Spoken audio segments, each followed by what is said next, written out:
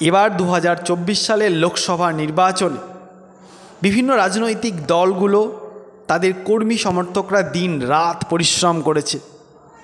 দেওয়ালে চুন দেওয়া, দেওয়াল লেখা, ঝান্ডা টাঙানো, ব্যানার টাঙানো, বাড়ি বাড়ি প্রচার করা, পথসভা করা, তারা দিন রাত মেহনত করেছে। তার যে রেজাল্ট অর্থাৎ 4 জুন ভোটের রেজাল্ট তা প্রকাশিত হবে। আমরা সকলেই দেখব সেটা কোন কেন্দ্রে কেমন মানুষ কোন প্রার্থীকে পছন্দ করেছে। তার আগে আমরা একটু দেখে নিই আমাদের রাজ্যের ভোট চিত্রটা, বাংলার ভোট চিত্র।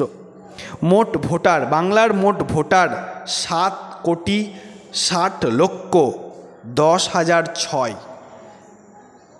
আমি আবার রিপিট করছি, 7,60,10,006। মোট প্রার্থী ছিল 507 জন। মোট প্রার্থী 507 জন। স্ট্রংরুম 394টা। স্ট্রংরুম 394টা। গণনা কেন্দ্র 55টি। গণনার জন্য ঘর 418টি। গণনার জন্য ঘর 418টি।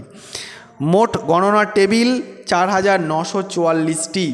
মোট গণনার টেবিল 4,944টি। রাউন্ড হবে গড়ে 17 থেকে 23। সবচেয়ে বেশি রাউন্ড হবে শীতলকুচিতে 310 ভোট কেন্দ্র। সবথেকে কম রাউন্ড হবে দার্জিলিংয়ে।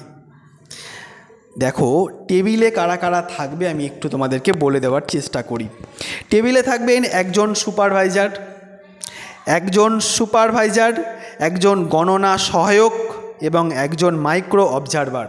আমি আবার বলছি, প্রত্যেকটা টেবিলে কে কে থাকবেন? একজন সুপারভাইজার, একজন গণনা সহায়ক, একজন মাইক্রো অবজারভার। কাল রেজাল্ট, সকলের নজর থাকবে। ভালো থাকবেন, সুস্থ থাকবেন।